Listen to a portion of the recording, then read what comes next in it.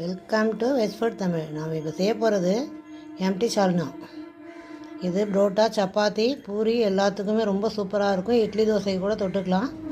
இது ரொம்ப சிம்பிள் செய்கிறது. எப்படி செய்யலான்னு பார்க்கலாம். வீடியோக்குள்ளே வாங்க.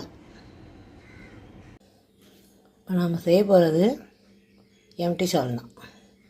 அதுக்கு தேவையான பொருட்கள் 4 வெங்காயம், 2 தக்காளி பெருசு பெருசாக கட் பண்ணது, 2 வெங்காயம், 2 தக்காளி பொடியாக கட் பண்ணது, பொடியாக கட் பண்ண கொத்தமல்லி, ஒரு மூடி தேங்காய், இந்த வரேன்ப்பா, கொஞ்சோண்டு இஞ்சி பூண்டு பேஸ்ட்டு, கொண்டக்கடலை வேக வச்சது. அடுப்பத்தை வச்சு 1 டேபிள் ஸ்பூன் எண்ணெய் வச்சாச்சு. இதில் எல்லாத்தையும் போட்டு நம்ம இப்போ வதக்கி எடுத்துக்கலாம். அரைச்சி வச்ச விழுதை ஊற்றியாச்சு. மிக்ஸி ஜாரையும் லைட்டாக அரைச்சி ஊற்றியாச்சு. எடுத்து வச்ச மசாலா பொருட்கள் எல்லாம் போட்டுக்கலாம்.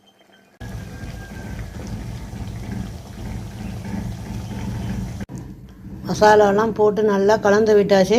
இது ஒரு 5 நிமிஷம் நல்லா கொதிக்கணும். கொதிக்கவும் இந்த கொண்டக்கடலை தண்ணியோடு ஊற்றிக்கலாம். அவ்வளோதாங்க.